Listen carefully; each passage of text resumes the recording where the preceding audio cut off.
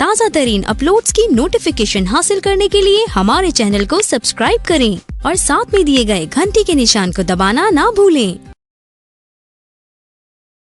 शिव जी ने पहले इस सुहावने चरित्र को रचा, फिर कृपा करके पार्वती जी को सुनाया। वही चरित्र शिव जी ने काकभुशुंडी जी को राम भक्त और अधिकारी पहचान कर दिया।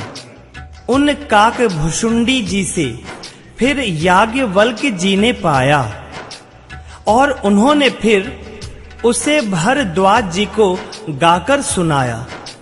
वे दोनों वक्ता और श्रोता याज्ञवल्क्य और भरद्वाज समान शील वाले और समदर्शी हैं और श्री हरि की लीला को जानते हैं।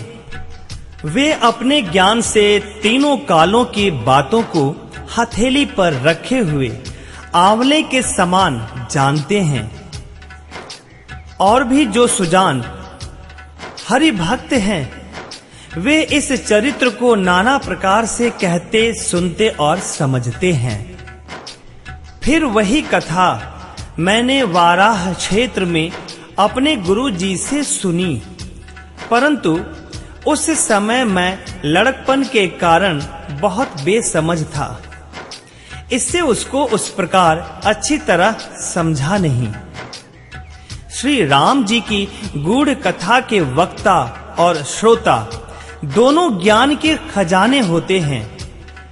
मैं कलयुग के पापों से ग्रसा हुआ महामूढ़ जड़ जीव भला उसको कैसे समझ सकता था। तो भी गुरु जी ने जब बार बार कथा कही, तब बुद्धि के अनुसार कुछ समझ में आई। वही अब मेरे द्वारा भाषा में रची जाएगी, जिससे मेरे मन को संतोष हो। जैसा कुछ मुझ में बुद्धि और विवेक का बल है, मैं हृदय में हरि की प्रेरणा से उसी के अनुसार कहूँगा। मैं अपने संदेह, अज्ञान और भ्रम को हरने वाली कथा रचता हूँ, जो संसार रूपी नदी के पार करने के लिए नाव है।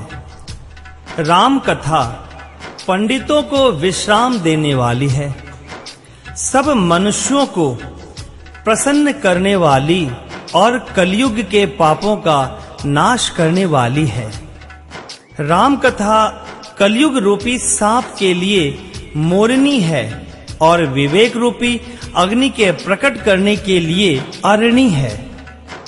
राम कथा कलयुग में सब मनोरथों को पूर्ण करने वाली कामधेनु गौ है और सज्जनों के लिए सुंदर संजीवनी जड़ी है। पृथ्वी पर यही अमृत की नदी है, जन्म मरण रूपी भय का नाश करने वाली और भ्रम रूपी मेढकों को खाने के लिए सर्पणी है।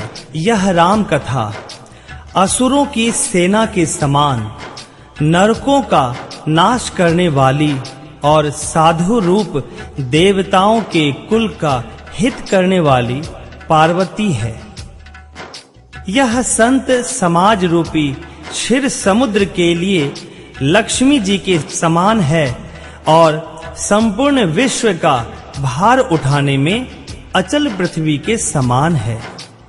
यमदूतों के मुख पर कालिख लगाने के लिए यह जगत में यमुना जी के समान है और जीवों को मुक्ति देने के लिए मानो काशी ही है।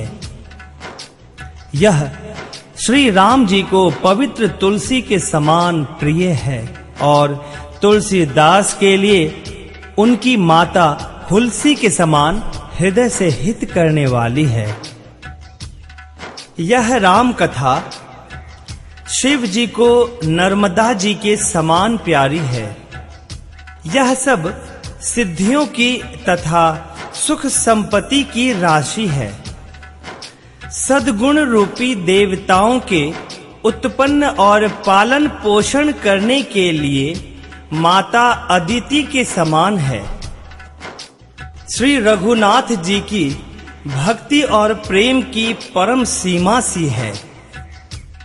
महाकवि तुलसीदास जी कहते हैं कि राम कथा मंदाकिनी नदी है, सुंदर चित्रकूट है और सुंदर स्नेही वन है, जिसमें श्री सीताराम जी विहार करते हैं। श्री रामचंद्र जी का चरित्र सुंदर चिंतामणि है और संतों की सुबुद्धि रूपी स्त्री का सुंदर श्रृंगार है। श्री रामचंद्र जी के गुण समूह जगत का कल्याण करने वाले और मुक्ति, धन, धर्म और परम धाम के देने वाले हैं। ज्ञान, वैराग्य और योग के लिए सतगुरु हैं और संसार रूपी भयंकर रोग का नाश करने के लिए देवताओं के वैद्य अश्विनी कुमार के समान हैं। ये श्री सीताराम जी के प्रेम के उत्पन्न करने के लिए माता पिता हैं और संपूर्ण व्रत, धर्म और नियमों के बीज हैं। पाप, संताप और शोक का नाश करने वाले तथा इस लोक और परलोक के प्रिय पालन करने वाले हैं। विचार रूपी राजा के शूरवीर मंत्री और लोभ रूपी अपार समुद्र के सोखने के लिए अगस्त्य मुनि हैं। भक्तों के मन रूपी वन में बसने वाले काम, क्रोध और कलयुग के पाप रूपी हाथियों के मारने के लिए सिंह के बच्चे हैं। शिव जी के पूज्य और प्रियतम अतिथि हैं और दरिद्रता रूपी दावा नल के बुझाने के लिए कामना पूर्ण करने वाले मेघ हैं। विषय रूपी सांप का जहर उतारने के लिए मंत्र और महामणि हैं। ये ललाट पर लिखे हुए कठिनता से मिटने वाले बुरे लेखों को मिटा देने वाले हैं। अज्ञान रूपी अंधकार के हरण करने के लिए सूर्य किरणों के समान और सेवक रूपी धान के पालन करने में मेघ के समान हैं। मनोवांछित वस्तु देने में श्रेष्ठ कल्प वृक्ष के समान हैं और सेवा करने में हरिहर के समान सुलभ और सुख देने वाले हैं। सुख विरूपी शरद ऋतु के मन रूपी आकाश को सुशोभित करने के लिए तारागण के समान और श्री राम जी के भक्तों के तो जीवन धन ही हैं। संपूर्ण पुण्यों के फल महान भोगों के समान है। जगत का छल रहित हित करने में साधु संतों के समान हैं। सेवकों के मन रूपी मान सरोवर के लिए हंस के समान और पवित्र करने में गंगा जी की तरंग मालाओं के समान हैं। श्री राम जी के गुणों के समूह कुमार्ग, कुतर्क, कुचाल और कलयुग के कपट, दंभ और पाखंड के जलाने के लिए वैसे ही हैं जैसे ईंधन के लिए प्रचंड अग्नि। रामचरित्र पूर्णिमा के चंद्रमा की किरणों के समान सभी को सुख देने वाले हैं, परंतु सज्जन रूपी कुमुदिनी और चकोर के चित्त के लिए तो विशेष हितकारी और महान लाभदायक हैं। जिस प्रकार श्री पार्वती जी ने श्री शिव जी से प्रश्न किया और जिस प्रकार से श्री शिव जी ने विस्तार से उसका उत्तर कहा, वह सब कारण मैं विचित्र कथा की रचना करके गाकर कहूंगा। जिसने यह कथा पहले ना सुनी हो वह इसे सुनकर आश्चर्य ना करे। जो ज्ञानी इस विचित्र कथा को सुनते हैं वे यह जानकर आश्चर्य नहीं करते कि संसार में राम कथा की कोई सीमा नहीं है। उनके मन में ऐसा विश्वास रहता है। नाना प्रकार से श्री रामचंद्र जी के अवतार हुए हैं और 100 करोड़ तथा अपार रामायण हैं। कल्प भेद के अनुसार श्री हरि के सुंदर चरित्रों को मुनीश्वरों ने अनेकों प्रकार से गाया है। हृदय में ऐसा विचार कर संदेह ना कीजिए और आदर सहित प्रेम से इस कथा को सुनिए। श्री रामचंद्र जी अनंत हैं, उनके गुण भी अनंत हैं और उनकी कथाओं का विस्तार भी असीम है। इसलिए जिनके विचार निर्मल हैं वे इस कथा को सुनकर आश्चर्य नहीं मानेंगे।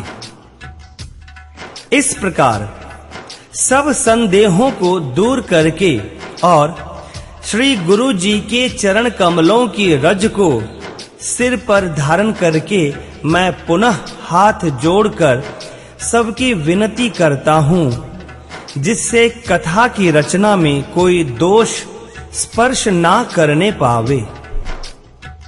अब मैं आदर पूर्वक श्री शिव जी को सिर नवाकर भगवान श्री रामचंद्र जी के गुणों की निर्मल कथा कहता हूँ। श्री हरि के चरणों पर सिर रखकर संवत 1631 में इस कथा का आरंभ करता हूँ। नौमे भौम बार मधुमासा अवधपुरी यह चरित प्रकाशा। जेहि दिन राम जन्म श्रुति गावहीं तीरथ सकल तहाँ चले आवही। चैत्र मास की नवमी तिथि मंगलवार को श्री अयोध्या जी में यह चरित्र प्रकाशित हुआ। जिस दिन भगवान श्री राम जी का जन्म होता है, वेद कहते हैं कि उस दिन सारे तीर्थ वहां चले आते हैं। असुर, नाग, पक्षी, मनुष्य, मुनि और देवता सब अयोध्या जी में आकर श्री रघुनाथ जी की सेवा करते हैं। बुद्धिमान लोग जन्म का महोत्सव मनाते हैं और श्री राम जी की सुंदर कीर्ति का गान करते हैं। सज्जनों के बहुत से समूह उस दिन श्री सरयू जी के पवित्र जल में स्नान करते हैं और हृदय में सुंदर श्याम शरीर श्री रघुनाथ जी का ध्यान करके उनके नाम का जाप करते हैं। वेद पुराण कहते हैं कि श्री सरयू जी का दर्शन, स्पर्श, स्नान और जलपान पापों को हरता है। यह नदी बड़ी ही पवित्र है। इसकी महिमा अनंत है, जिसे विमल बुद्धि वाली माता सरस्वती जी भी नहीं कह सकती। यह शोभायमान अयोध्यापुरी श्री रामचंद्र जी के परम धाम की देने वाली है। सब लोकों में प्रसिद्ध है और अत्यंत पवित्र है। जगत में अंडज, स्वेदज, उद्भिज और जरायुज 4 प्रकार के अनंत जीव हैं। इनमें से जो कोई भी अयोध्या जी में शरीर छोड़ते हैं, वे फिर संसार में नहीं आते। जन्म मृत्यु के चक्कर से छूटकर भगवान के परम धाम में निवास करते हैं।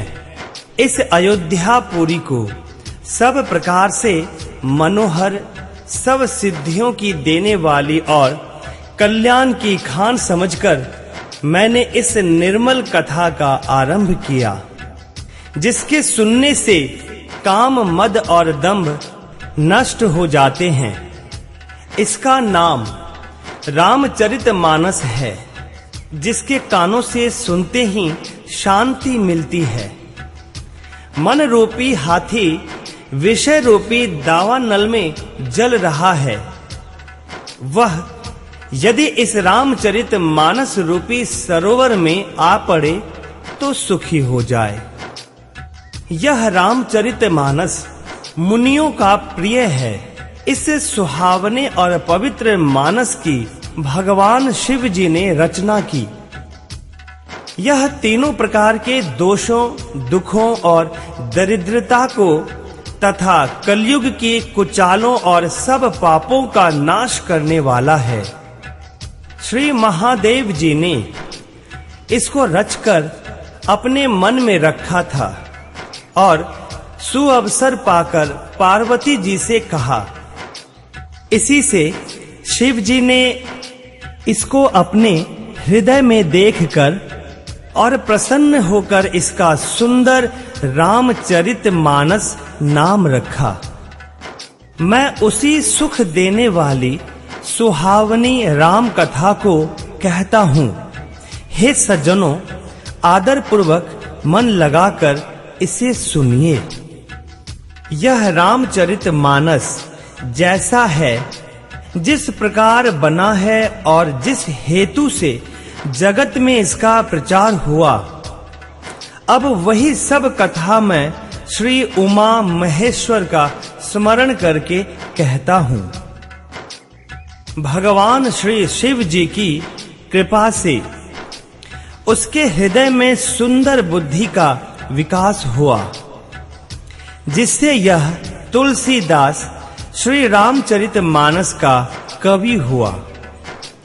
अपनी बुद्धि के अनुसार तो वह इसे मनोहर ही बनाता है, किंतु फिर भी हे सज्जनों, सुंदर चित्त से सुनकर इसे आप सुधार लीजिए। सुंदर बुद्धि भूमि है, हृदय ही उसमें गहरा स्थान है। वेद पुराण समुद्र हैं और साधु संत मेघ हैं। वे श्री राम के सुयश रूपी सुंदर, मधुर, मनोहर और मंगलकारी जल की वर्षा करते हैं। सगुण लीला का जो विस्तार से वर्णन करते हैं, वही राम सुयश रूपी जल की निर्मलता है, जो मल का नाश करती है। और जिस प्रेमा भक्ति का वर्णन नहीं किया जा सकता, वही इस जल की मधुरता और सुंदर शीतलता है। वह जल सत्कर्म रूपी धान के लिए हितकर है और श्री राम के भक्तों का तो जीवन ही है। वह पवित्र जल बुद्धि रूपी पृथ्वी पर गिरा और सिमट कर सुहावने कान रूपी मार्ग से चला और हृदय रूपी श्रेष्ठ स्थान में भरकर वहीं स्थिर हो गया। वही पुराना होकर सुंदर, रुचिकर, शीतल और सुखदाई हो गया। इस कथा में बुद्धि से विचार कर जो चार अत्यंत सुंदर और उत्तम संवाद रचे हैं, भुषुंडी गरुड़, शिव पार्वती, याज्ञवल्क्य भारद्वाज और तुलसीदास और संत, ये इस पवित्र और सुंदर सरोवर के चार मनोहर घाट हैं। 7 कांड ही इस मानस सरोवर की सुंदर 7 सीढ़ियां हैं, जिनको ज्ञान रूपी नेत्रों से देखते ही मन प्रसन्न हो जाता है।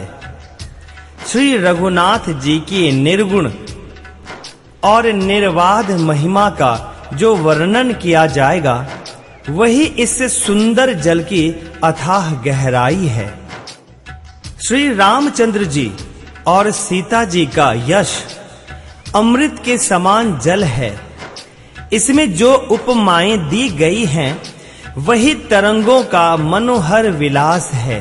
सुंदर चौपाइयां ही इनमें घनी फैली हुई कमलिनी हैं और कविता की युक्तियां सुंदर मणि उत्पन्न करने वाली सुहावनी सीपियां हैं, जो सुंदर छंद, सोरठे और दोहे हैं। वही इसमें बहुरंगे कमलों के समूह सुशोभित हैं। अनुपम अर्थ, ऊंचे भाव और सुंदर भाषा ही पराग, मकरंद और सुगंध हैं। सत्कर्मों के पुंज, भौरों की सुंदर पंक्तियां हैं। ज्ञान, वैराग्य और विचार हंस हैं। कविता की ध्वनि, वक्रोक्ति, गुण और जाति ही अनेकों प्रकार की मनोहर मछलियां हैं। अर्थ, धर्म, काम, मोक्ष, ये चारों ज्ञान विज्ञान का विचार के कहना। काव्य के 9 रस, जप, तप, योग और वैराग्य के प्रसंग, ये सब इस सरोवर के सुंदर जलचर जीव हैं। सुकृति जनों के, साधुओं के और श्री राम के गुणों का गान ही विचित्र जल पक्षियों के समान है। संतों की सभा ही इस सरोवर के चारों ओर की अमराई है और श्रद्धा वसंत ऋतु के समान कही गई है। नाना प्रकार से भक्ति का निरूपण और क्षमा, दया तथा दम लताओं के मंडप हैं। मन का निग्रह, यम नियम ही उनके फूल हैं। ज्ञान फल है और श्री हरि के चरणों में प्रेम ही इस ज्ञान रूपी फल का रस है, ऐसा वेदों ने कहा है। इस रामचरितमानस में और भी जो अनेक प्रसंगों की कथाएं हैं, वे ही इसमें तोते, कोयल आदि रंग बिरंगे पक्षी हैं। कथा में जो रोमांच होता है वही वाटिका, बाग और वन है, और जो सुख होता है वही सुंदर पक्षियों का विहार है। निर्मल मन ही माली है, जो प्रेम रूपी जल से सुंदर नेत्रों द्वारा उनको सींचता है। जो लोग इस चरित्र को सावधानी से गाते हैं, वे ही इस तालाब के चतुर रखवाले हैं, और जो स्त्री पुरुष सदा आदर पूर्वक इसे सुनते हैं, वे ही इस सुंदर मानस के अधिकारी उत्तम देवता हैं। जो अति दुष्ट और विषयी हैं, वे अभागे, बगुले और कौवे हैं, जो इस सरोवर के समीप नहीं जाते, क्योंकि यहाँ घोंगे, मेढक और सेवार के समान विषय रस की नाना कथाएं नहीं हैं। इसी कारण बेचारे कौवे और बगुले रूपी विषयी लोग यहाँ आते हुए हृदय में हार मान जाते हैं, क्योंकि इस सरोवर तक आने में कठिनाइयां बहुत हैं। भगवान श्री राम जी की कृपा बिना यहाँ नहीं आया जाता। घोर कुसंग ही भयानक बुरा रास्ता है। उन कुसंगियों के वचन ही बाघ, सिंह और सांप हैं। घर के काम काज और गृहस्थी के भांति भांति के जंजाल ही अत्यंत दुर्गम बड़े बड़े पहाड़ हैं।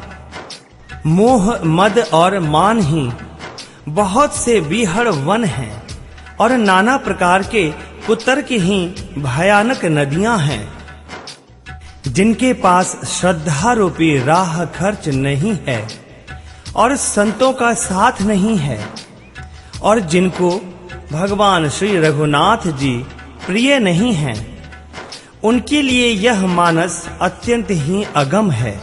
अर्थात श्रद्धा, सत्संग और भगवत प्रेम के बिना कोई इसको नहीं पा सकता। यदि कोई मनुष्य कष्ट उठाकर वहां तक पहुंच भी जाए, तो वहां जाते ही उसे नींद रूपी जूड़ी आ जाती है। हृदय में मूर्खता रूपी बड़ा कड़ा जाड़ा लगने लगता है, जिससे वहां जाकर भी वह अभागा स्नान नहीं कर पाता। उससे उस सरोवर में स्नान और उसका जलपान तो किया नहीं जाता, वह अभिमान सहित लौट आता है। फिर यदि कोई उससे वहां का हाल पूछने आता है तो वह सरोवर की निंदा करके उससे समझाता है। ये सारे विघ्न उसको नहीं व्यापते, जिसे श्री रामचंद्र जी सुंदर कृपा की दृष्टि से देखते हैं। वही आदर पूर्वक इस सरोवर में स्नान करता है और महान भयानक त्रिपात से, आध्यात्मिक आदि दैविक आदि भौतिक तापों से नहीं जलता। जिनके मन में श्री रामचंद्र जी के चरणों में सुंदर प्रेम है, वे इस सरोवर को कभी नहीं छोड़ते। हे भाई, जो इस सरोवर में स्नान करना चाहे वह मन लगाकर सत्संग करे। ऐसे मानस सरोवर को हृदय के नेत्रों से देखकर और उसमें गोता लगाकर कवि की बुद्धि निर्मल हो गई, हृदय में आनंद और उत्साह भर गया और प्रेम तथा आनंद का प्रभाव उमड़ आया। उससे वह सुंदर कविता रूपी नदी बह निकली, जिसमें श्री राम जी का निर्मल यश रूपी जल भरा है। इसका नाम सरयू है, जो संपूर्ण सुंदर मंगलों की जड़ है।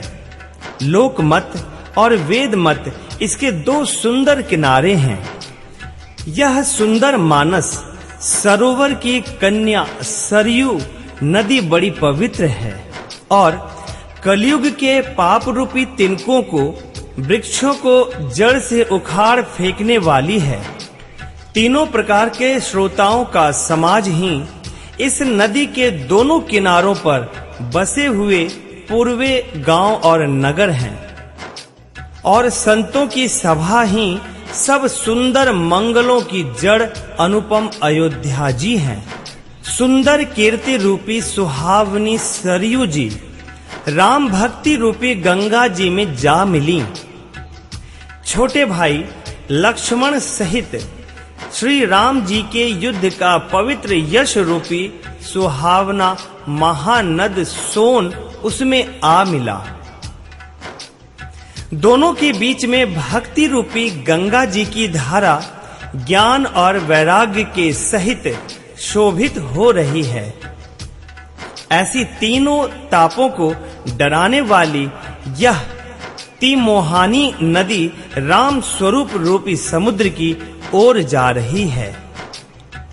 इस कीर्ति रूपी सरयू का मूल मानस श्री रामचरित है और यह राम भक्ति रूपी गंगा जी में मिली है। इसलिए यह सुनने वाले सज्जनों के मन को पवित्र कर देगी। इसके बीच बीच में जो भिन्न भिन्न प्रकार की विचित्र कथाएं हैं, वे ही मानो नदी तट के आसपास के वन और बाग हैं। श्री पार्वती जी और शिव जी के विवाह के बराती इस नदी में बहुत प्रकार के असंख्य जलचर जीव हैं। श्री रघुनाथ जी के जन्म की आनंद बधाइयां ही इस नदी के भंवर और तरंगों की मनोहरता है। चारों भाइयों के जो बाल चरित हैं, वे ही इनमें खिले हुए रंग बिरंगे बहुत से कमल हैं। महाराज श्री दशरथ जी तथा उनकी रानियों और कुटुंबियों के सत्कर्म ही भ्रमर और जल पक्षी हैं। श्री सीता जी के स्वयंवर की जो सुंदर कथा है, वही इस नदी में सुहावनी छवि छा रही है। अनेकों सुंदर विचारपूर्ण प्रश्न ही इस नदी की नावें हैं और उनके विवेक युक्त उत्तर ही चतुर केवट हैं। इस कथा को सुनकर पीछे जो आपस में चर्चा होती है, वही इस नदी के सहारे सहारे चलने वाले यात्रियों का समाज शोभा पा रहा है। परशुराम जी का क्रोध इस नदी की भयानक धारा है और श्री रामचंद्र जी के श्रेष्ठ वचन ही सुंदर बंधे हुए घाट हैं। भाइयों सहित श्री रामचंद्र जी के विवाह का उत्साह ही इस कथा नदी की कल्याणकारिणी बाढ़ है, जो सभी को सुख देने वाली है। इसके कहने सुनने में जो हर्षित और पुलकित होते हैं, वे ही पुण्य आत्मा पुरुष हैं जो प्रसन्न मन से इस नदी में नहाते हैं। श्री रामचंद्र जी के राज तिलक के लिए जो मंगल साज सजाया गया, वही मानो पर्व के समय इस नदी पर यात्रियों के समूह इकट्ठे हुए हैं। कैकेयी की कुबुद्धि ही इस नदी में काई है, जिसके फल स्वरूप बड़ी भारी विपत्ति आ पड़ी। संपूर्ण अनगिनत उत्पातों को शांत करने वाला भरत जी का चरित्र नदी तट पर किया जाने वाला जप यज्ञ है। कलयुग के पापों और दुष्टों के अवगुणों के जो वर्णन हैं, वे ही इस नदी के जल का कीचड़ और बगुले कौवे हैं। यह कीर्ति रूपिणी नदी छहों ऋतुओं में सुंदर है। सभी समय यह परम सुहावनी और अत्यंत पवित्र है। इसमें शिव पार्वती का विवाह हेमंत ऋतु है। श्री रामचंद्र जी के जन्म का उत्सव सुखदायी शिशिर ऋतु है। श्री रामचंद्र जी के विवाह समाज का वर्णन ही आनंद मंगलमय ऋतुराज वसंत है। श्री राम जी का वनगमन दुःसह ग्रीष्म ऋतु है और मार्ग की कथा ही कड़ी धूप और लू है। राक्षसों के साथ घोर युद्ध ही वर्षा ऋतु है, जो देव कुल रूपी धान के लिए सुंदर कल्याण करने वाली है। श्री रामचंद्र जी के राज्य काल का जो सुख, विनम्रता और बड़ाई है, वही निर्मल सुख देने वाली सुहावनी शरद ऋतु है। सती शिरोमणि श्री सीता जी के गुणों की जो कथा है, वही इस जल का निर्मल और अनुपम गुण है। श्री भरत जी का स्वभाव इस नदी की सुंदर शीतलता है, जो सदा एक सी रहती है और जिसका वर्णन नहीं किया जा सकता। चारों भाइयों का परस्पर देखना, बोलना, मिलना, एक दूसरे से प्रेम करना, हंसना और सुंदर भाईपना इस जल की मधुरता और सुगंध है।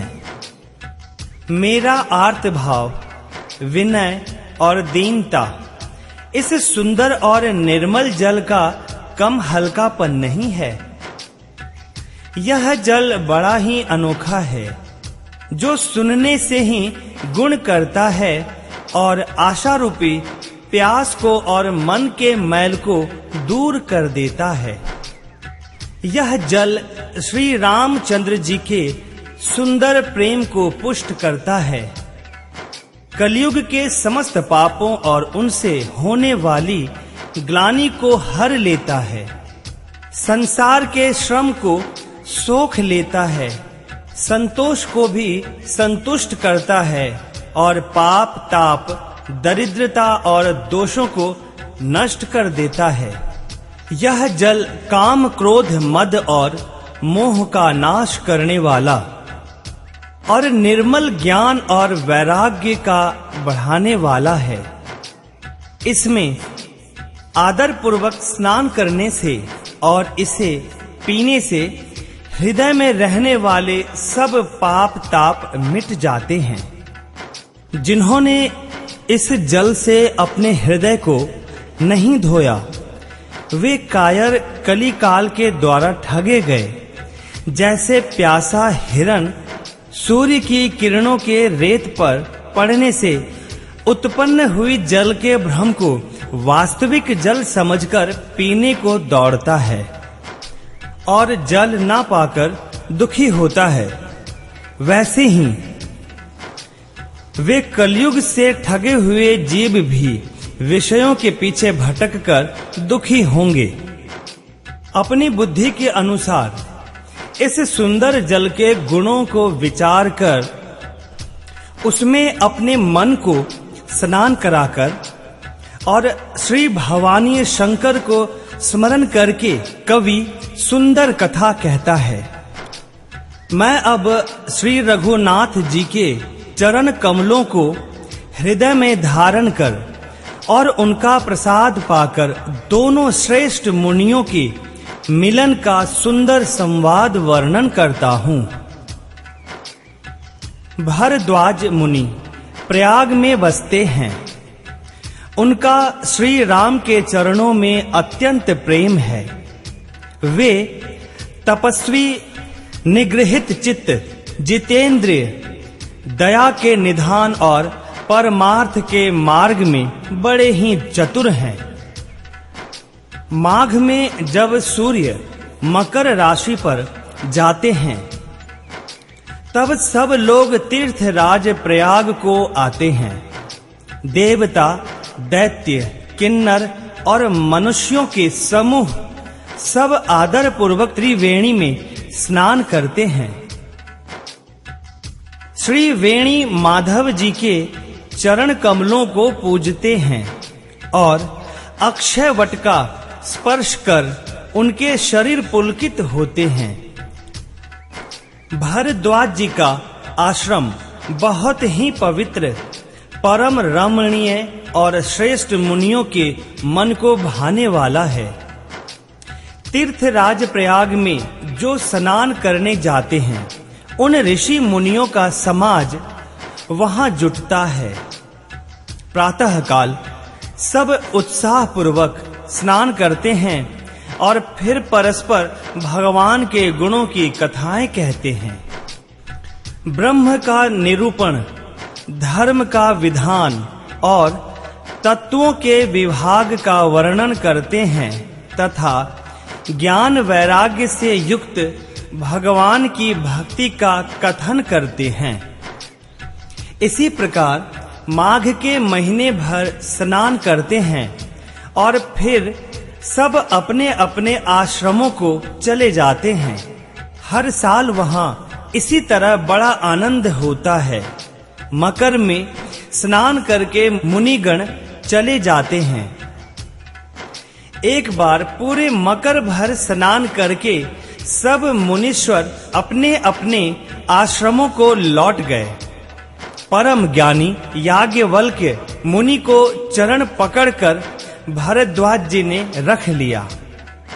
आदर पूर्वक उनके चरण कमल धोए और बड़े ही पवित्र आसन पर उन्हें बैठाया। पूजा करके मुनि याज्ञवल्क्य जी के सुयश का वर्णन किया और फिर अत्यंत पवित्र और कोमल वाणी से बोले, हे नाथ, मेरे मन में एक बड़ा संदेह है।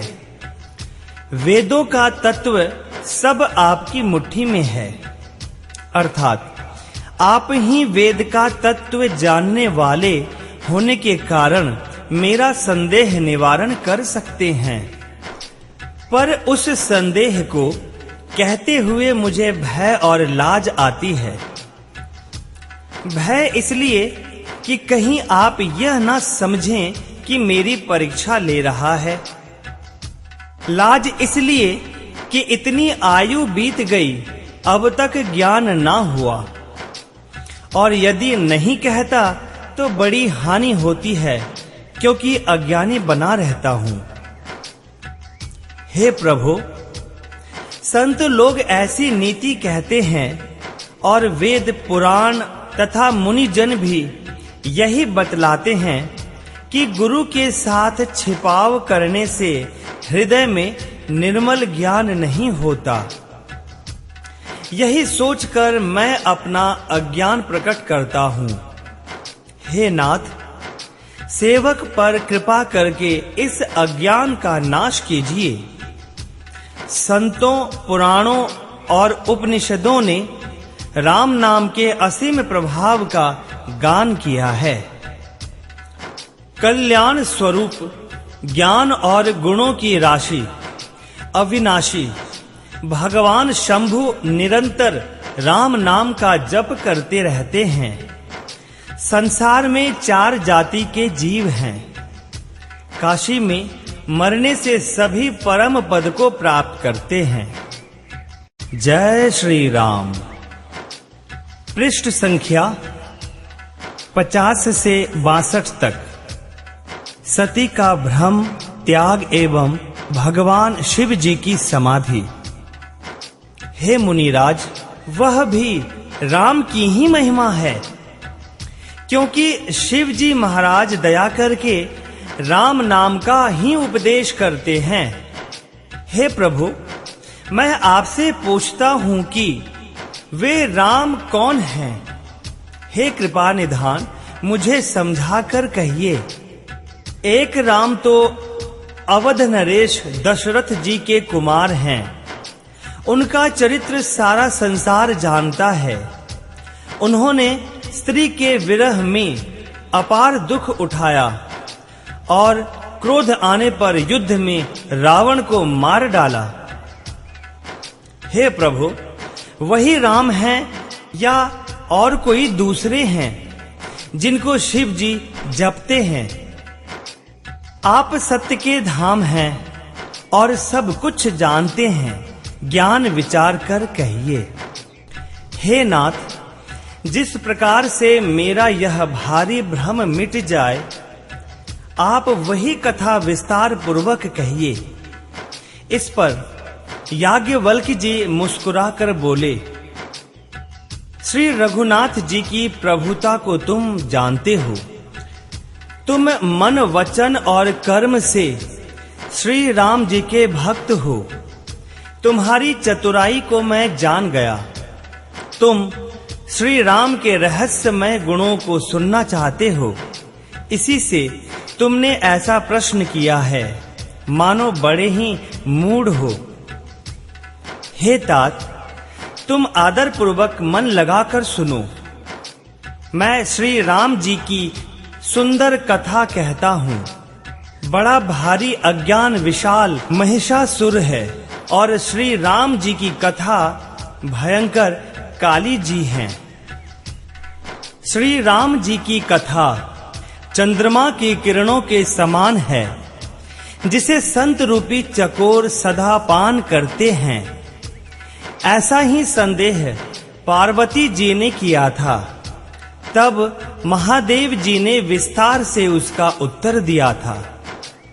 अब मैं अपनी बुद्धि के अनुसार वही उमा और शिव जी का संवाद कहता हूँ। वह जिस समय और जिस हेतु से हुआ, उसे हे मुनि तुम सुनो, तुम्हारा विषाद मिट जाएगा। एक बार त्रेता युग में शिव जी अगस्त ऋषि के पास गए। उनके साथ जगत जननी भवानी सती जी भी थीं। ऋषि ने संपूर्ण जगत के ईश्वर जानकर उनका पूजन किया। मुनिवर अगस्त जी ने राम कथा विस्तार से कही, जिसको महेश्वर ने परम सुख मानकर सुना। फिर ऋषि ने शिव जी से सुंदर हरि भक्ति पूछी और शिव जी ने उनको अधिकारी पाकर भक्ति का निरूपण किया। श्री रघुनाथ जी के गुणों की कथाएं कहते सुनते कुछ दिनों तक शिव जी वहां रहे। फिर मुनि से विदा मांगकर शिव जी दक्ष कुमारी सती जी के साथ घर कैलाश को चले। उन्हीं दिनों पृथ्वी का भार उतारने के लिए श्री हरि ने रघुवंश में अवतार लिया था। वे अविनाशी भगवान उस समय पिता के वचन से राज्य का त्याग करके तपस्वी या साधु वेश में दंडक वन में विचर रहे थे। शिव जी हृदय में विचारते जा रहे थे कि भगवान के दर्शन मुझे किस प्रकार हों। प्रभु ने गुप्त रूप से अवतार लिया है, मेरे जाने से सब लोग जान जाएंगे। श्री शंकर जी के हृदय में इस बात को लेकर बड़ी खलबली उत्पन्न हो गई, परंतु सती जी इस भेद को नहीं जानती थी। तुलसीदास जी कहते हैं कि शिव जी के मन में डर था, परंतु दर्शन के लोभ से उनके नेत्र ललचा रहे थे। रावण ने अपनी मृत्यु मनुष्य के हाथ से मांगी थी। ब्रह्मा जी के वचनों को प्रभु सत्य करना चाहते हैं। मैं जो पास नहीं जाता हूं तो बड़ा पछतावा रह जाएगा। इस प्रकार शिव जी विचार करते थे, परंतु कोई भी युक्ति ठीक नहीं बैठती थी। इस प्रकार महादेव जी चिंता के वश हो गए। उसी समय नीच रावण ने जाकर मारीच को साथ लिया और वह तुरंत कपट मृग बन गया। मूर्ख रावण ने छल करके सीता जी को हर लिया। उसे श्री रामचंद्र जी के वास्तविक प्रभाव का कुछ भी पता न था। मृग को मारकर भाई लक्ष्मण सहित श्री हरि आश्रम में आए और उसे खाली देखकर, अर्थात वहां सीता जी को ना पाकर उनके नेत्रों में आंसू भर आए। श्री रघुनाथ जी मनुष्यों के भांति विरह से व्याकुल हैं और दोनों भाई वन में सीता को खोजते हुए फिर रहे हैं। जिनके कभी कोई संयोग वियोग नहीं है, उनमें प्रत्यक्ष विरह का दुख देखा गया। श्री रघुनाथ जी का चरित्र बड़ा ही विचित्र है। उसको पहुंचे हुए ज्ञानी जन ही जानते हैं। जो मंद बुद्धि हैं, वे तो विशेष रूप से मोह के वश होकर हृदय में कुछ दूसरी ही बात समझ बैठते हैं। श्री शिव जी ने उसी अवसर पर श्री राम जी को देखा और उनके हृदय में बहुत भारी आनंद उत्पन्न हुआ।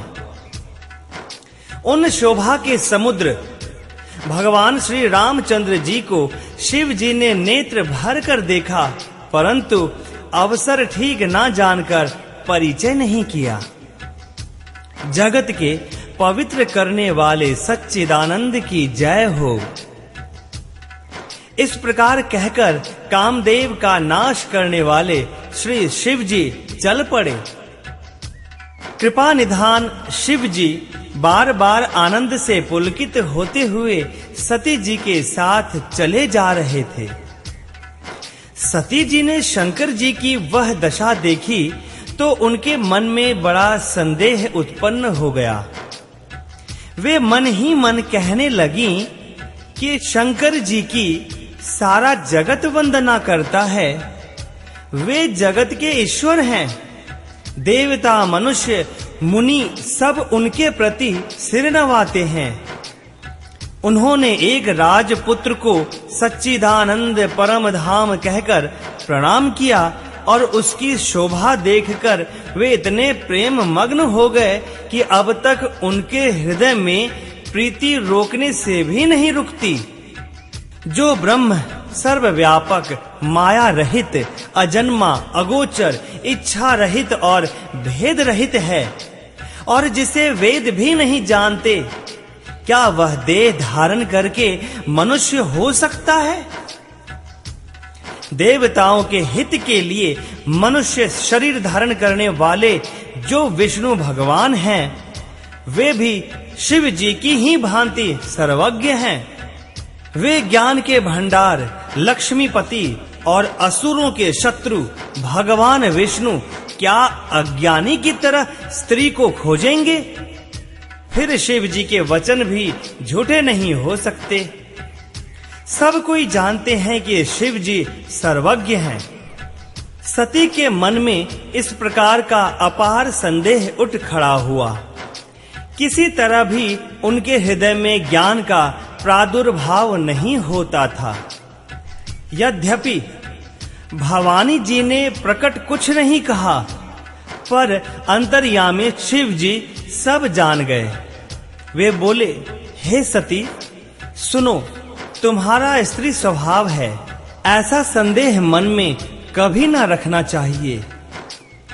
जिनकी कथा का अगस्त्य ऋषि ने गान किया और जिनकी भक्ति मैंने मुनि को सुनाई, वे वही मेरे इष्ट देव श्री रघुवीर जी हैं, जिनकी सेवा ज्ञानी मुनि सदा किया करते हैं। ज्ञानी मुनि योगी और सिद्ध निरंतर निर्मल चित्त से जिनका ध्यान करते हैं तथा वेद पुराण और शास्त्र नेति नेति कहकर जिनकी कीर्ति गाते हैं, उन्हीं सर्वव्यापक समस्त ब्रह्मांडों के स्वामी मायापति नित्य परम स्वतंत्र ब्रह्म रूप भगवान श्री राम जी ने अपने भक्तों के हित के लिए रघुकुल के मणि रूप में अवतार लिया है। यद्यपि शिव जी ने बहुत बार समझाया, फिर भी सती जी के हृदय में उनका उपदेश नहीं बैठा। तब महादेव जी मन में भगवान की माया का बल जानकर मुस्कुराते हुए बोले, जो तुम्हारे मन में बहुत संदेह है, तो तुम जाकर परीक्षा क्यों नहीं लेती? जब तक तुम मेरे पास लौट आओगी, तब तक मैं इसी बड़ की छाह में बैठा हूँ। जिस प्रकार तुम्हारा यह अज्ञान जनित भारी भ्रम दूर हो, विवेक के द्वारा सोच समझकर तुम वही करना। शिव जी की आज्ञा पाकर सती चली और मन में सोचने लगी कि भाई क्या करूं, कैसे परीक्षा लूं। इधर शिव जी ने मन में ऐसा अनुमान किया कि दक्ष कन्या सती का कल्याण नहीं है। जब मेरे समझाने से भी संदेह दूर नहीं होता, तब विधाता ही उल्टे हैं। अब सती का कुशल नहीं है। जो कुछ राम ने रच रखा है वही होगा। तर्क करके कौन शाखा बढ़ावे। ऐसा कहकर शिव जी भगवान श्री हरि का नाम जपने लगे और सती जी वहां गईं जहां सुख के धाम प्रभु श्री रामचंद्र जी थे। सती बार बार मन में विचार कर सीता जी का रूप धारण करके उस मार्ग की ओर आगे होकर चली जिससे मनुष्यों के राजा रामचंद्र जी आ रहे थे। सती जी के बनावटी वेश को देखकर लक्ष्मण जी चकित हो गए और उनके हृदय में बड़ा भ्रम हो गया। वे बहुत गंभीर हो गए, कुछ कह नहीं सके। धीर बुद्धि लक्ष्मण प्रभु रघुनाथ जी के प्रभाव को जानते थे। सब कुछ देखने वाले और सबके हृदय की जानने वाले देवताओं के स्वामी श्री रामचंद्र जी सती के कपट को जान गए। जिनके स्मरण मात्र से अज्ञान का नाश हो जाता है, वही सर्वज्ञ भगवान श्री रामचंद्र जी हैं। स्त्री स्वभाव का असर तो देखो कि वहां भी सती जी छिपाव करना चाहती हैं। अपनी माया के बल को हृदय में बखान कर श्री रामचंद्र जी हंसकर कोमल वाणी से बोले। पहले प्रभु ने हाथ जोड़कर सती को प्रणाम किया और पिता सहित अपना नाम बताया। फिर कहा कि वृषकेतु शिव जी कहाँ हैं? आप यहाँ वन में अकेली किस लिए फिर रही हैं? श्री रामचंद्र जी के कोमल और रहस्य भरे वचन सुनकर सती जी को बड़ा संकोच हुआ।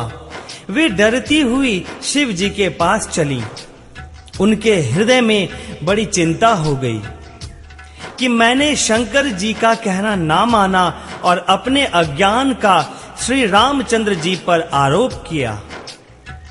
अब जाकर मैं शिव जी को क्या उत्तर दूंगी? यूं सोचते सोचते सती जी के हृदय में अत्यंत भयानक जलन पैदा हो गई।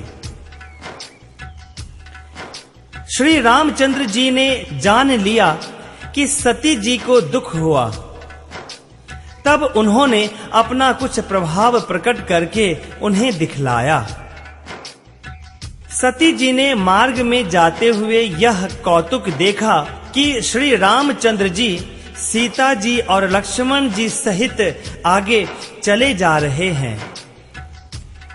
इस अवसर पर सीता जी को इसलिए दिखाया कि सती जी श्री राम के सच्चिदानंदमय रूप को देखें, वियोग और दुख की कल्पना जो उन्हें हुई थी वह दूर हो जाए तथा वे प्रकृतिस्थ हों।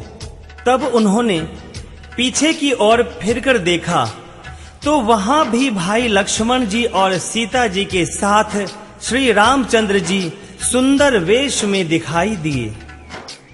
वे जिधर देखती हैं उधर ही प्रभु श्री रामचंद्र जी विराजमान हैं और सुचतुर सिद्ध मुनीश्वर उनकी सेवा कर रहे हैं। सती जी ने अनेक शिव, ब्रह्मा और विष्णु देखे जो एक से एक बढ़कर असीम प्रभाव वाले थे। उन्होंने देखा कि भांति भांति के वेश धारण किए सभी देवता श्री रामचंद्र जी की चरण वंदना और सेवा कर रहे हैं। उन्होंने अनगिनत अनुपम सती, ब्रह्माणी और लक्ष्मी देखी। जिस जिस रूप में ब्रह्मा आदि देवता थे उसी के अनुकूल रूप में ये सब भी थीं। सती जी ने जहां-जहां जितने रघुनाथ जी देखे शक्तियों सहित वहां उतने ही सारे देवताओं को भी देखा। संसार में जो चराचर जीव हैं वे भी अनेक प्रकार से सब देखे। अनेकों वेश धारण करके देवता प्रभु श्री राम जी की पूजा कर रहे हैं, परंतु श्री रामचंद्र जी का दूसरा रूप कहीं नहीं देखा। सीता सहित श्री रघुनाथ जी बहुत से देखे, परंतु उनके वेश अनेक नहीं थे। वही रघुनाथ जी, वही लक्ष्मण और वही सीता जी। सती ऐसा देखकर बहुत ही डर गई। उनका हृदय कांपने लगा और देह की सारी सुध बुध जाती रही। वे आंख मूंद कर मार्ग में बैठ गईं। फिर आंख खोलकर देखा तो वहां दक्ष कुमारी सती जी को कुछ भी ना दिख पड़ा। तब वे बार-बार श्री रामचंद्र जी के चरणों में सिर नवाकर वहां चली जहां श्री शिव जी थे। जब पास पहुंची तब श्री शिव जी ने हंसकर कुशल प्रश्न करके कहा कि तुमने राम जी की किस प्रकार परीक्षा ली? सारी बात सच सच कहो। दोहा नंबर 55। मास पारायण। दूसरा विश्राम। सती जी ने श्री रघुनाथ जी के प्रभाव को समझकर डर के मारे शिव जी से छिपाव किया और कहा, हे स्वामिन, मैंने कुछ भी परीक्षा नहीं ली। वहां जाकर आपकी ही तरह प्रणाम किया। आपने जो कहा वह झूठ नहीं हो सकता। मेरे मन में यह बड़ा विश्वास है। तब शिव जी ने ध्यान करके देखा और सती जी ने जो चरित्र किया था सब जान लिया। फिर श्री रामचंद्र जी की माया को सिर नवाया, जिसने प्रेरणा करके सती के मुंह से भी झूठ कहला दिया। सुजान शिव जी ने मन में विचार किया कि हरि की इच्छा रूपी भावी प्रबल है। सती जी ने सीता जी का वेश धारण किया। यह जानकर शिव जी के हृदय में बड़ा विषाद हुआ। उन्होंने सोचा कि यदि मैं अब सती से प्रीति करता हूँ तो भक्ति मार्ग लुप्त हो जाता है और बड़ा अन्याय होता है। सती परम पवित्र हैं, इसलिए इन्हें छोड़ते भी नहीं बनता और प्रेम करने में बड़ा पाप है। प्रकट करके महादेव जी कुछ भी नहीं कहते, परंतु उनके हृदय में बड़ा संताप है। तब शिव जी ने प्रभु श्री रामचंद्र जी के चरण कमलों में सिर नवाया और श्री राम जी का स्मरण करते ही उनके मन में यह आया कि सती के इस शरीर से मेरी भेंट नहीं हो सकती, और शिव जी ने अपने मन में यह संकल्प कर लिया। स्थिर बुद्धि शंकर जी ऐसा विचार कर श्री रघुनाथ जी का स्मरण करते हुए अपने घर को चले। चलते समय सुंदर आकाशवाणी हुई कि हे महेश, आपकी जय हो। आपने भक्ति की अच्छी दृढ़ता की। आपको छोड़कर दूसरा कौन ऐसी प्रतिज्ञा कर सकता है? आप श्री रामचंद्र जी के भक्त हैं, समर्थ हैं और भगवान हैं। इस आकाशवाणी को सुनकर सती जी के मन में चिंता हुई और उन्होंने सकुचाते हुए शिव जी से पूछा, हे कृपालु, कहिए आपने कौन सी प्रतिज्ञा की है? हे प्रभु, आप सत्य के धाम और दीन दयालु हैं। यद्यपि सती जी ने बहुत प्रकार से पूछा, परंतु त्रिपुरारी शिव जी ने कुछ न कहा। सती जी ने हृदय में अनुमान किया कि सर्वज्ञ शिव जी सब जान गए। मैंने शिव जी से कपट किया। स्त्री स्वभाव से ही मूर्ख और बेसमझ होती हैं। प्रीति की सुंदर रीति देखिए कि जल भी दूध के समान भाव बिकता है, परंतु फिर कपट रूपी खटाई पड़ते ही पानी अलग हो जाता है और स्वाद जाता रहता है।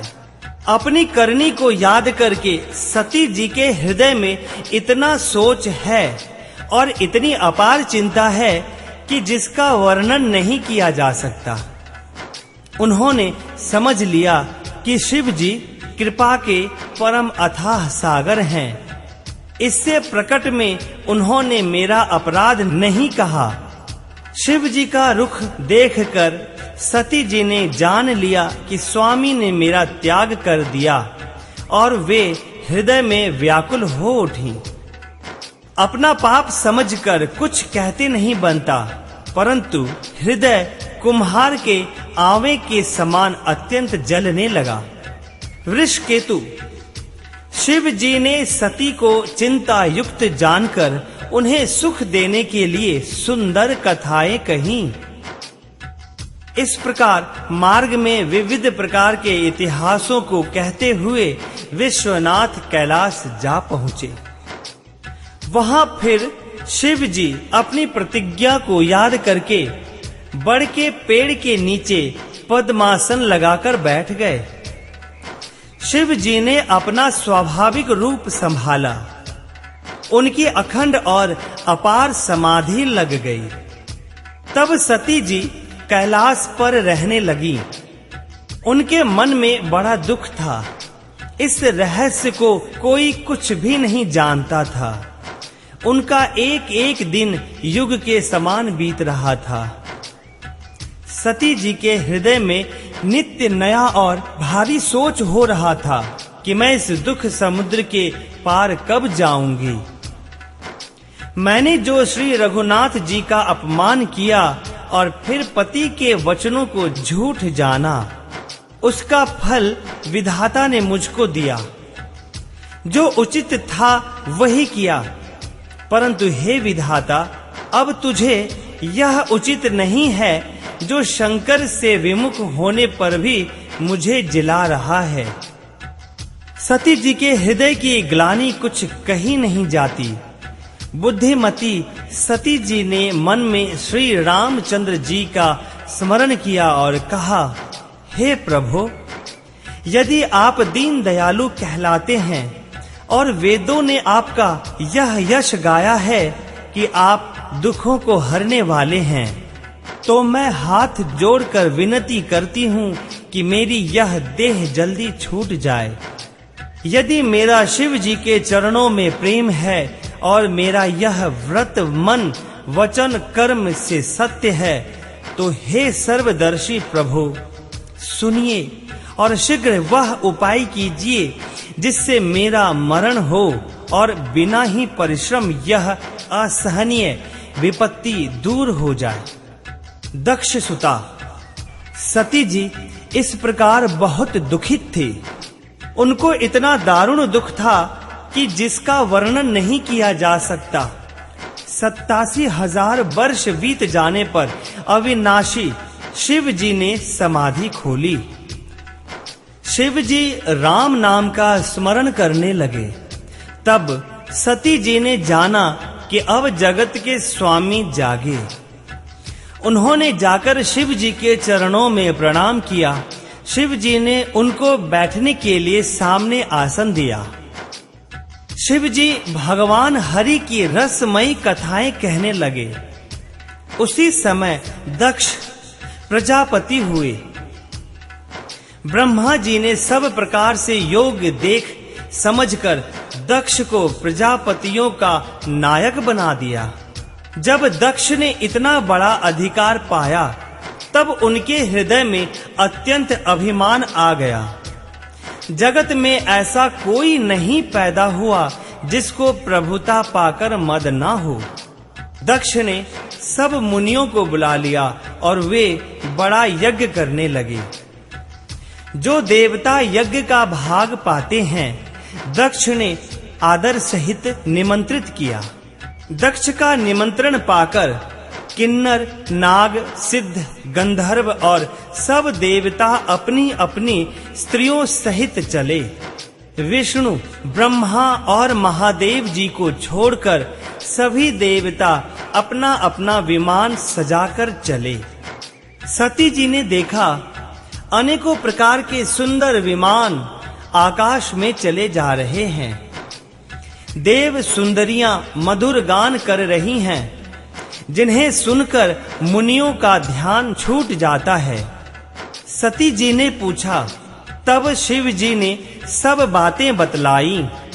पिता के यज्ञ की बात सुनकर सती कुछ प्रसन्न हुई और सोचने लगी कि यदि महादेव जी मुझे आज्ञा दें तो इसी बहाने कुछ दिन पिता के घर जाकर रहूं, क्योंकि उनके हृदय में पति द्वारा त्यागी जाने का बड़ा भारी दुख था। पर अपना अपराध समझकर वे कुछ कहती ना थीं। आखिर सती जी भय, संकोच और प्रेम रस में सनी हुई मनोहर वाणी से बोली, हे प्रभु, मेरे पिता के घर बहुत बड़ा उत्सव है। यदि आपकी आज्ञा हो तो हे कृपाधाम, मैं आदर सहित उसे देखने जाऊं। शिव जी ने कहा, तुमने बात तो अच्छी कही, यह मेरे मन को भी पसंद आई, पर उन्होंने न्योता नहीं भेजा, यह अनुचित है। दक्ष ने अपनी सब लड़कियों को बुलाया है, किंतु हमारे वैर के कारण उन्होंने तुमको भी भुला दिया। एक बार ब्रह्मा की सभा में हमसे अप्रसन्न हो गए थे, उसी से वे अब भी हमारा अपमान करते हैं। हे भवानी, जो तुम बिना बुलाए जाओगी तो ना शील स्नेही रहेगा और ना मान मर्यादा ही रहेगी। यद्यपि इसमें संदेह नहीं कि मित्र, स्वामी, पिता और गुरु के घर बिना बुलाए भी जाना चाहिए, तो भी जहां कोई विरोध मानता हो उसके घर जाने से कल्याण नहीं होता। शिव जी ने बहुत प्रकार से समझाया, पर होनहार वश सती के हृदय में बोध नहीं हुआ।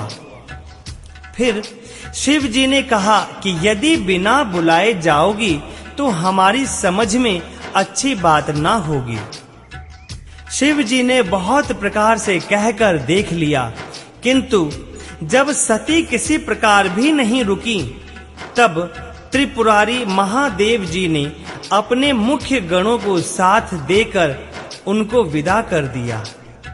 भवानी जब पिता के घर पहुंची तब दक्ष के डर के मारे किसी ने उनकी आवभगत नहीं की। केवल एक माता भले ही आदर से मिली, बहनें बहुत मुस्कुराती हुई मिली। दक्ष ने तो उनकी कुछ कुशल तक नहीं पूछी। सती जी को देखकर उल्टे उनके सारे अंग जल उठे।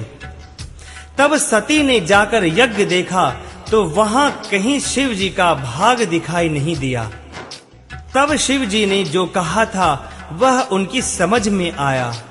स्वामी का अपमान समझकर सती का हृदय जल उठा। जय श्री राम। पृष्ठ संख्या 63 से 109 तक। माता पार्वती का जन्म, तपस्या एवं भगवान शिव जी से विवाह। पिछला पति परित्याग का दुख उनके हृदय में उतना नहीं व्याप्त था जितना महान दुख इस समय पति अपमान के कारण हुआ। यद्यपि जगत में अनेक प्रकार के दारुण दुख हैं, तथापि जाति अपमान सबसे बढ़कर कठिन है। यह समझकर सती जी को बड़ा क्रोध हो आया। माता ने उन्हें बहुत प्रकार से समझाया बुझाया, परंतु उनसे शिव जी का अपमान सहा नहीं गया। इससे उनके हृदय में कुछ भी प्रबोध नहीं हुआ। तब वे सारी सभा को हठ पूर्वक डांटकर क्रोध भरे वचन बोली। हे सभासदों और सब मुनीश्वरों, सुनो। जिन लोगों ने यहाँ शिव जी की निंदा की या सुनी है, उन सब को उसका फल तुरंत ही मिलेगा और मेरे पिता दक्ष भी भली भांति पछताएंगे।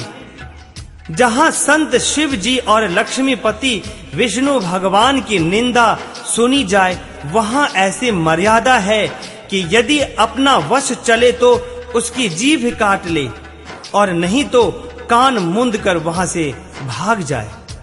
त्रिपुर दैत्य को मारने वाले भगवान महेश्वर संपूर्ण जगत के आत्मा हैं।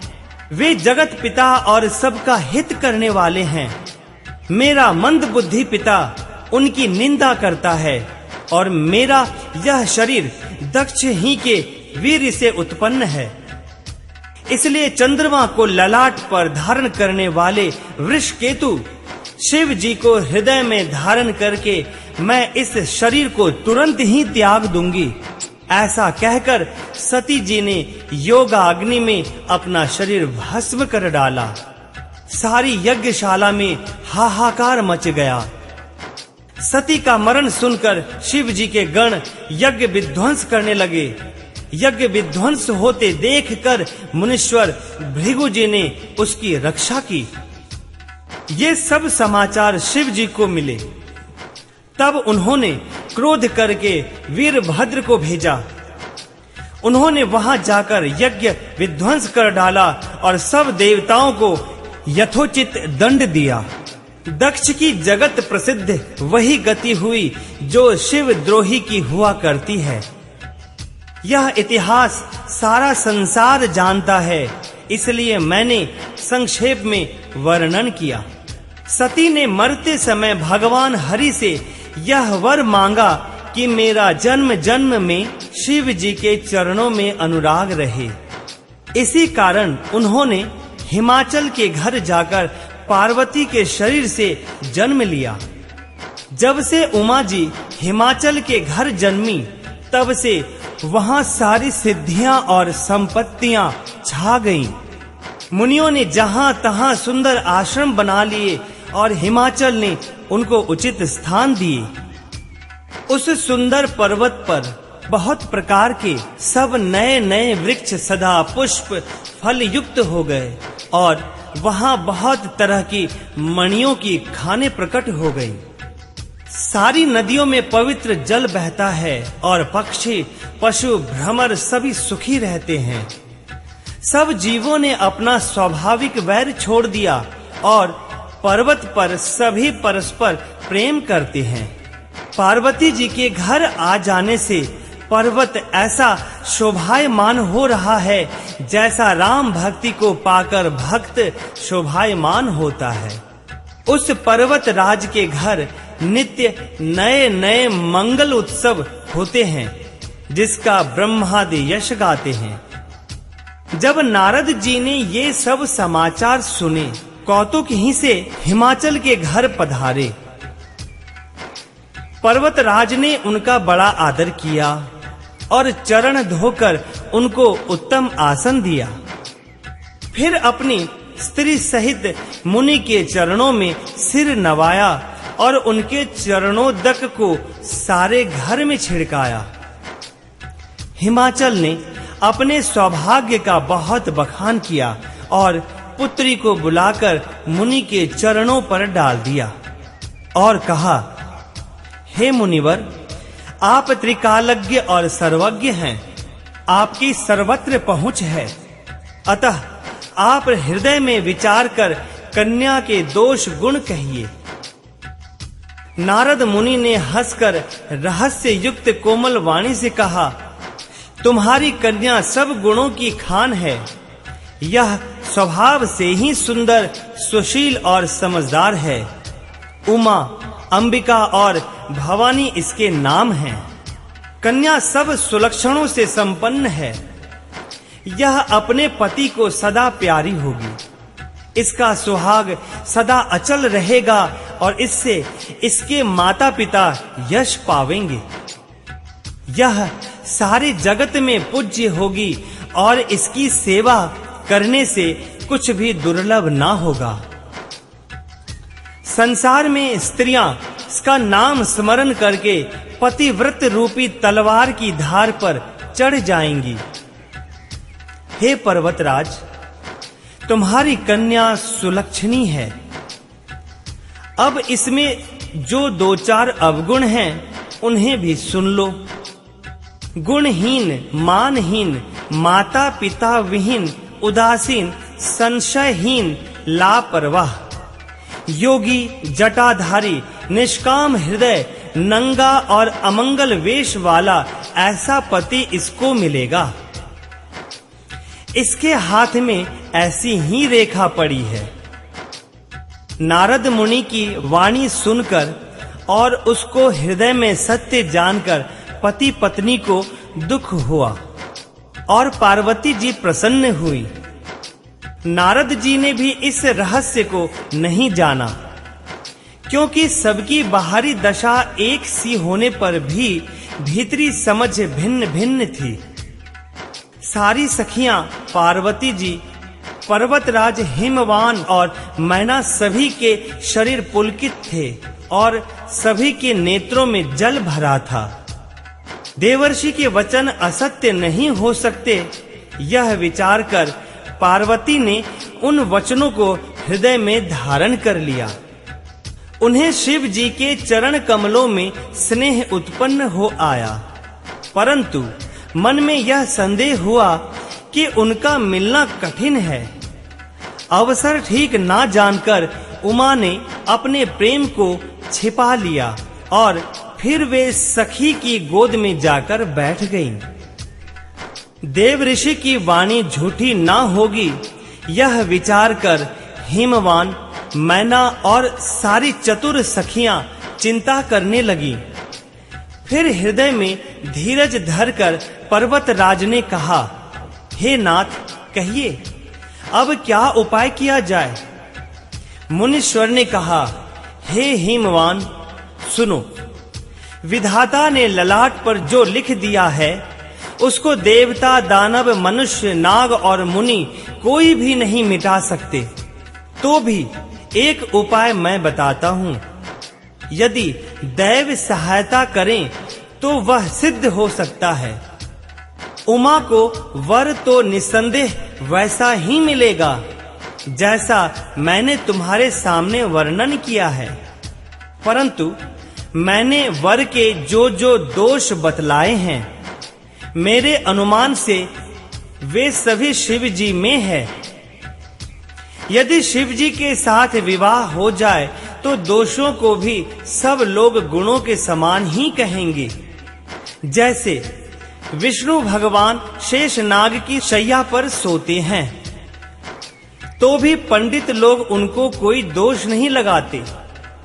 सूर्य और अग्निदेव अच्छे बुरे सभी रसों का भक्षण करते हैं परंतु उनको कोई बुरा नहीं कहता। गंगा जी में शुभ और अशुभ सभी जल बहता है पर कोई उन्हें अपवित्र नहीं कहता। सूर्य अग्नि और गंगा जी की भांति समर्थ को कुछ दोष नहीं लगता। यदि मूर्ख मनुष्य ज्ञान के अभिमान से इस प्रकार होड़ करते हैं तो वे कल्प भर के लिए नरक में पड़ते हैं। भला कहीं जीव भी ईश्वर के समान हो सकता है? गंगा जल से भी बनाई हुई मदिरा को जानकर संत लोग कभी उसका पान नहीं करते, पर वही गंगा जी में मिल जाने पर जैसे पवित्र हो जाती है, ईश्वर और जीव में भी वैसा ही भेद है।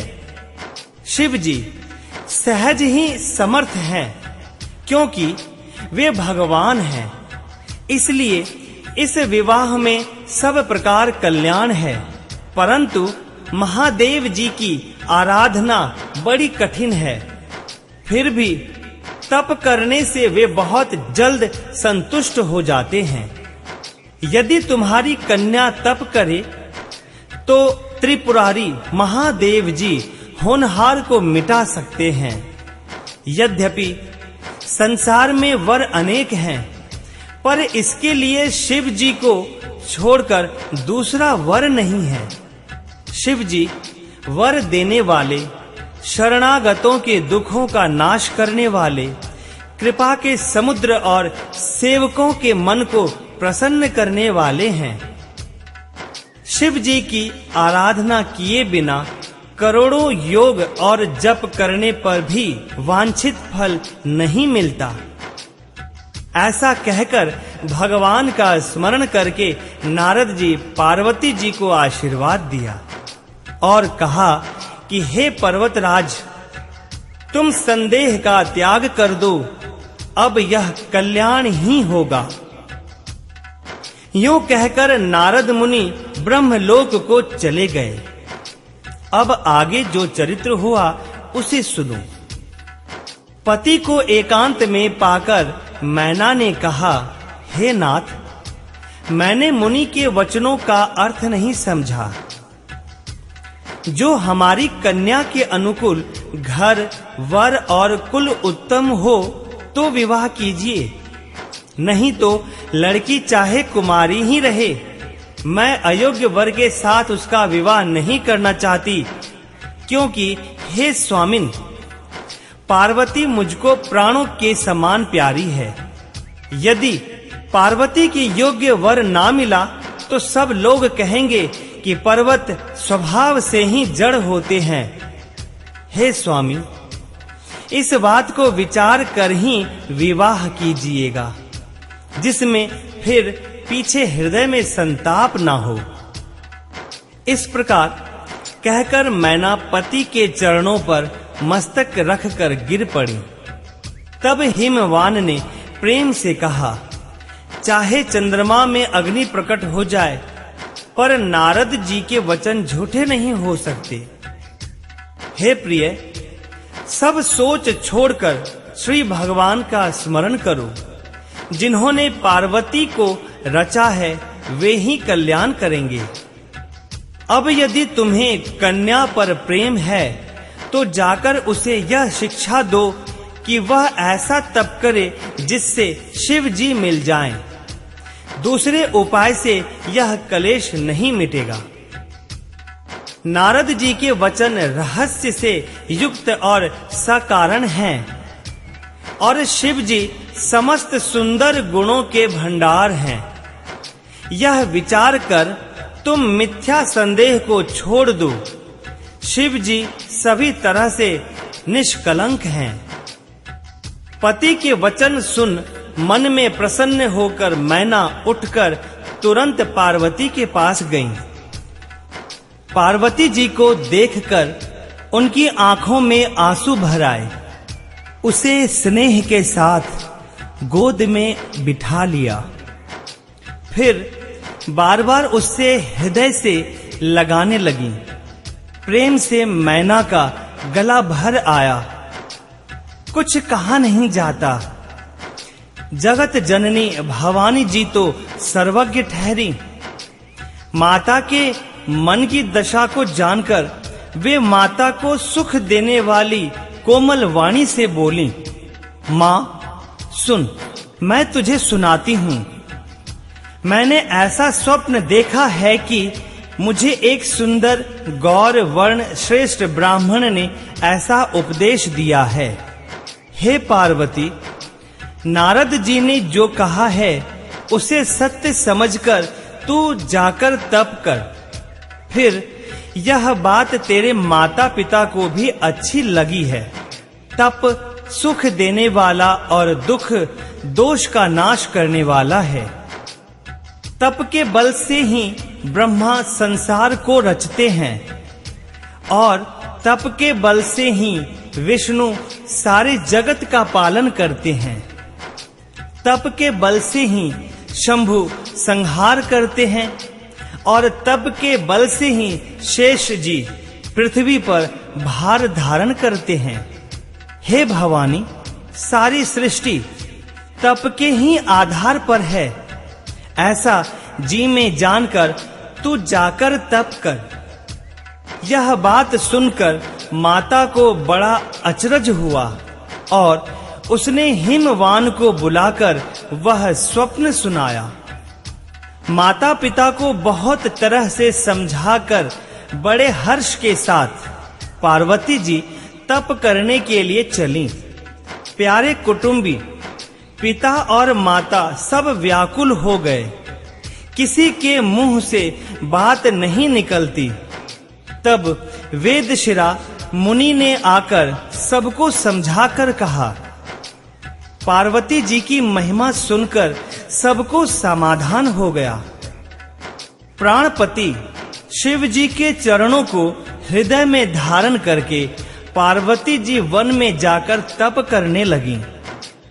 पार्वती जी का अत्यंत सुकुमार शरीर तप के योग्य नहीं था, तो भी पति के चरणों का स्मरण करके उन्होंने सब भोगों को तज दिया।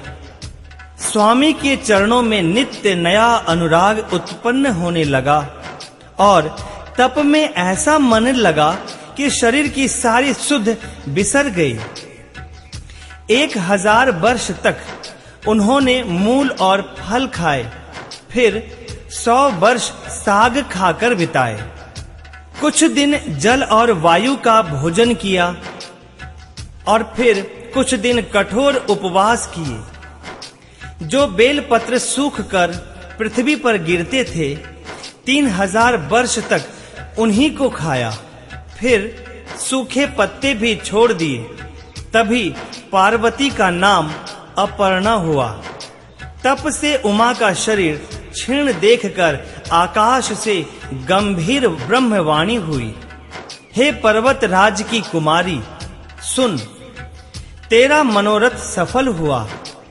तू अब सारे असहनीय क्लेशों को त्याग दे। अब तुझे शिवजी मिलेंगे। हे भवानी, धीर मुनि और ज्ञानी बहुत हुए हैं, पर ऐसा कठोर तप किसी ने नहीं किया। अब तू इस श्रेष्ठ ब्रह्मा की वाणी को सदा सत्य और निरंतर पवित्र जानकर अपने हृदय में धारण कर। जब तेरे पिता बुलाने को आवें, तब हट छोड़कर घर चली जाना, और जब तुम्हें सप्त ऋषि मिलें, तब इस वाणी को ठीक समझना। आकाश से कही हुई ब्रह्मा की वाणी को सुनते ही पार्वती जी प्रसन्न हो गईं और हर्ष के मारे उनका शरीर पुलकित हो गया।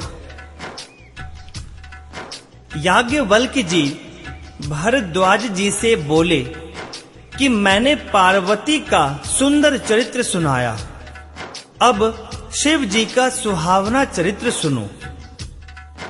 जब से सती ने जाकर शरीर त्याग किया, तब से शिव जी के मन में वैराग्य हो गया। वे सदा श्री रघुनाथ जी का नाम जपने लगे और जहां तहां श्री रामचंद्र जी के गुणों की कथाएं सुनने लगे। चिदानंद सुख के धाम, मोह मद और काम से रहित शिव जी संपूर्ण लोकों को आनंद देने वाले भगवान श्री हरि श्री रामचंद्र जी को हृदय में धारण कर पृथ्वी पर विचरने लगे। वे कहीं मुनियों को ज्ञान का उपदेश करते और कहीं श्री रामचंद्र जी के गुणों का वर्णन करते थे। यद्यपि सुजान शिव जी निष्काम हैं, तो भी वे भगवान अपने भक्त के वियोग के दुख से दुखी हैं। इस प्रकार बहुत समय बीत गया। श्री रामचंद्र जी के चरणों में नित्य नई प्रीति हो रही है। शिव जी के नियम प्रेम और उनके हृदय में भक्ति की अटल टेक को देखा। तब कृतज्ञ कृपालु रूप और शील के भंडार महान तेज पुंज भगवान श्री रामचंद्र जी प्रकट हुए। उन्होंने बहुत तरह से शिव जी की सराहना की और कहा कि आपके बिना ऐसा व्रत कौन निभा सकता है। श्री रामचंद्र जी ने बहुत प्रकार से शिव जी को समझाया और पार्वती जी का जन्म सुनाया। कृपा निधान श्री रामचंद्र जी ने विस्तार पूर्वक पार्वती जी के अत्यंत पवित्र करने का वर्णन किया।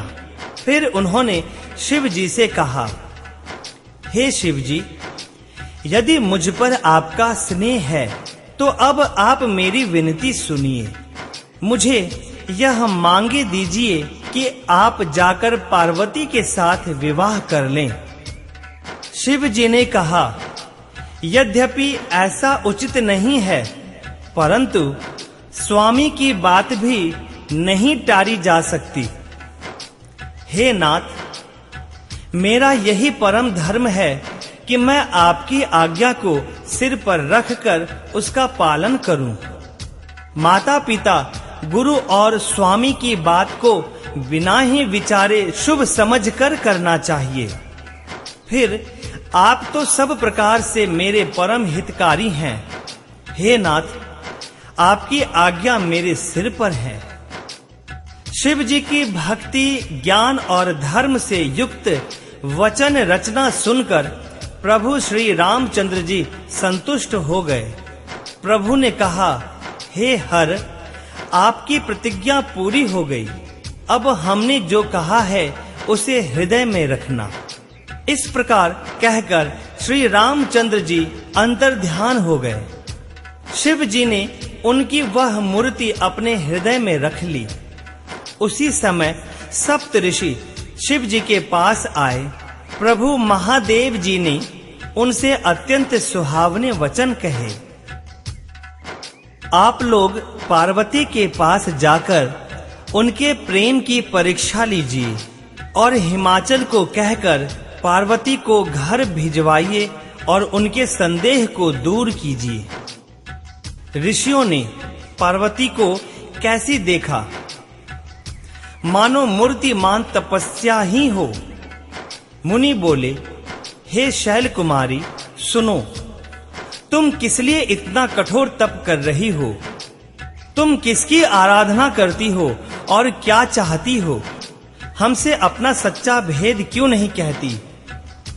पार्वती ने कहा, बात कहते मन बहुत सकुचाता है।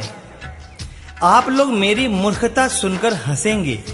मन ने हठ पकड़ लिया है, वह उपदेश नहीं सुनता और जल पर दीवाल उठाना चाहता है। नारद जी ने जो कह दिया उसे सत्य जानकर मैं बिना ही पंख के उड़ना चाहती हूँ। हे मुनियों, आप मेरा अज्ञान तो देखिए कि मैं सदा शिव जी को ही पति बनाना चाहती हूँ। पार्वती जी की बात सुनते ही ऋषि लोग हंस पड़े और बोले, तुम्हारा शरीर पर्वत से ही तो उत्पन्न हुआ है, भला कहो तो नारद का उपदेश सुनकर आज तक किसका घर बसा है? उन्होंने जाकर दक्ष के पुत्रों को उपदेश दिया था, जिससे उन्होंने फिर लौटकर घर का मुंह भी नहीं देखा। चित्रकेतु के घर को नारद ने ही चौपट किया था। फिर यही हाल हिरण्यकश्यपु का हुआ। जो स्त्री पुरुष नारद की सीख सुनते हैं, वे घर बार छोड़कर अवश्य ही भिखारी हो जाते हैं। उनका मन तो कपटी है, शरीर पर सज्जनों के चिन्ह हैं। वे सभी को अपने समान बनाना चाहते हैं।